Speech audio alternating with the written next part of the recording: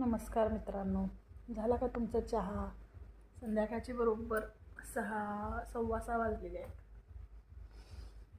आणि गणपतीची तयारी, सणाचं सगळं करायचं नको नको होऊन गेला, कंटाळ येऊन गेला. सगळं हे करायचं, घरातलं करायचं, बाहेरला आणायचं, करायला कोण नाही. सासू सासरे गावाकडं, करणार मी एकटीच. आणि बघा, मी इथं स्वामी समर्थांचा फोटो पुजलाय. कसा आहे सांगा. अशी इथं मी छोटीशी पूजा केलेली आहे. आणि चहा आता कधीच्या कधी ठेवला, इथं चहा घ्यायला येतो म्हणलेले, अजून आलेले नाही. तो चहा गाळून आता इथंच ठेवला आहे. मी आता बरंचंच काम अजून शिल्लक आहे. ते काम आता सगळं करायचं आहे. वर जायचं आहे घरात. आम्ही दुसरीकडे आहे कामाला. मग तोपर्यंत संध्याकाळच्या जेवणाची तयारी सगळं करायचं.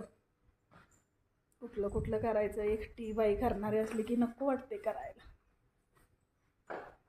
मग तुमचं कसं कसं चाललंय?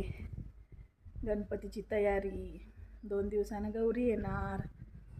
तो एक सणाचा तो मोसमच वेगळा असतो.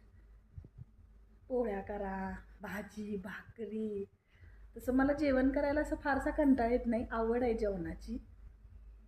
आणि तसं काय एवढं मला लोड वाटत नाही.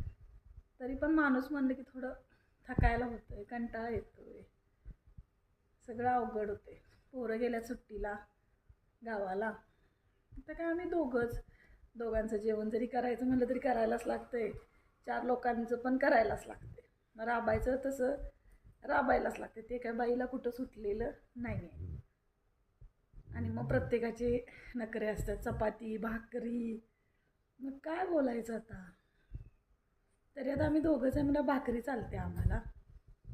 आता काय सकाळचं थोडं वरण आहे, भात आहे, भाकरी 2 टाकायच्या, भाजी काहीतरी करायची आणि जेवायचं.